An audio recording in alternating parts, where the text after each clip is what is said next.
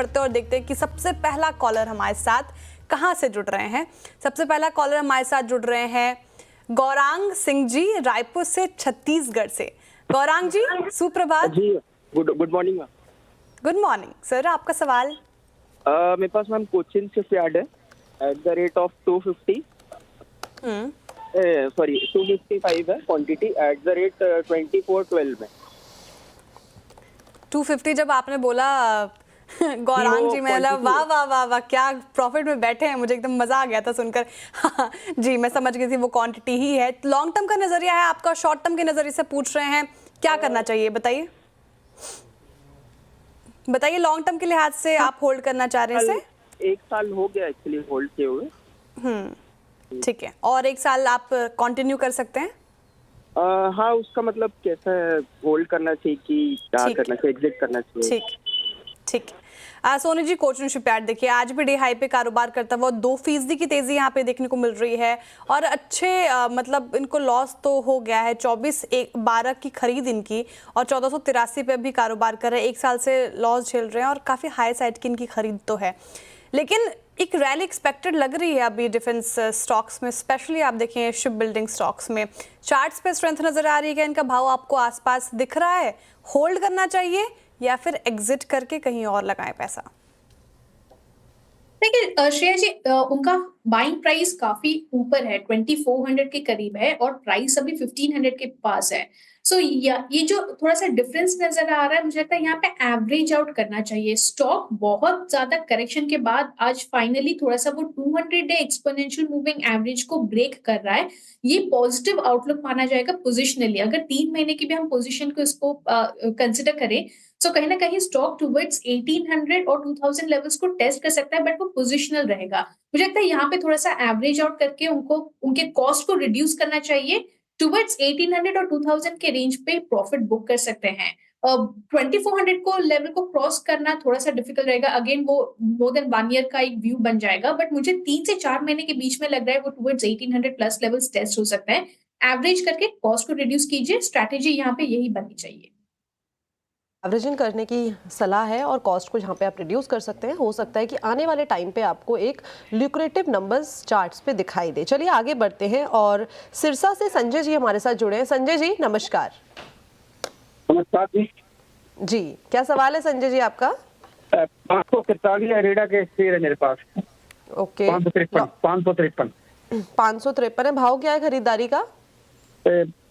खरीदारी मैंने 50 से शुरू कर दी, 50 शेयर लेकर 203 पे दे दी। एवरेज करते करते 168 पे आ गया फिर मैं। अच्छा, लॉन्ग टर्म के लिहाज से रखा हुआ है राइट अपने पोर्टफोलियो में आपने? ये रखा तो हुआ है, क्या करें? ठीक है, कोई नहीं। 168 के भाव पे आपने खरीदारी की थी और जो करंट मार्केट प्राइस है यानी कि अभी सेम प्राइस पे ही ये चल रहा है और काफी लंबे टाइम से आपने ये रखा हुआ है। अगर पिछले 5 दिन का चार्ट देखा जाए तो अच्छे अपमूव इसने दिखाए हैं, करीब 10% के। हालांकि आज इसमें हल्की सी हमें पेन आता हुआ दिखाई दे रहा है और ये आज खबरों में बना हुआ स्टॉक भी था, बिकॉज इसके जो बोर्ड है उसने 30,800 करोड़ के बोरिंग प्लान को जो है मंजूरी दे दी है। बट आगे की ट्रेजेक्ट्री कैसी है सोनी मैम? व्हाट से कि आगे क्या लगता है, क्या हमें नंबर्स देखने को मिल सकते हैं टेक्निकली? देखिए मुझे लगता है स्टॉक यहाँ पे होल्ड करना चाहिए, सेम प्राइस पे है उनका, बट एक कंडीशन है कि 170 के क्लोजिंग के ऊपर आपको वो पोजिशनल मूव नजर आएगा। टुवर्ड्स 180 185 के लेवल्स नजर आ सकते हैं। स्टॉक होल्ड कर सकते हैं। इमीडिएट बेसिस पे अगर आप देखेंगे तो 164 163 पे सपोर्ट है। अगर शॉर्ट टर्म प्ले है तो उसी सपोर्ट को आप स्टॉप लॉस मान सकते हैं। 170 के क्लोजिंग के ऊपर आपको वो नेक्स्ट लेग ऑफ अपसाइड मिलेगा टुवर्ड्स 180 प्लस लेवल्स, वहां पे प्रॉफिट बुक कर सकते हैं, बट स्टॉक को अभी के लिए होल्ड कीजिए।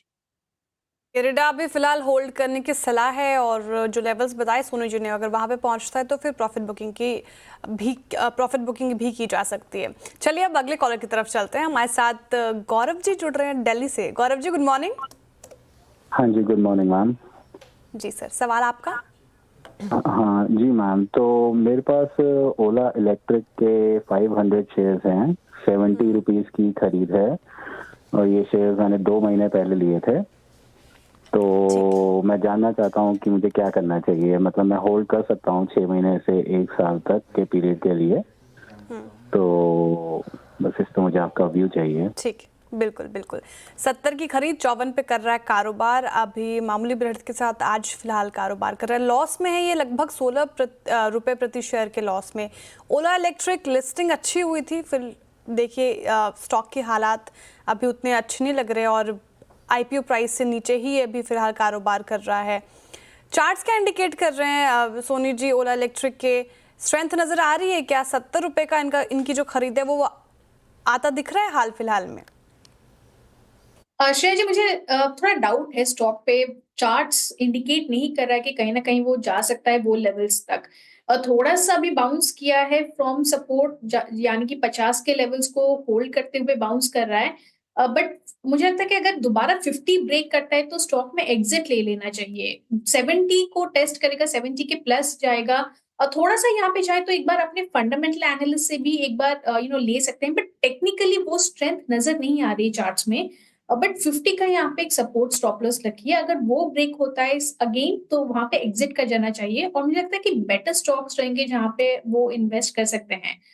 फिलहाल के लिए 60 रेजिस्टेंस बहुत स्ट्रॉन्ग लग रहा है। वो जब तक 60 क्रॉस नहीं करेगा तब तक वो 70 प्लस जाने के चांसेस डिफिकल्ट लग रहे हैं मुझे। Important level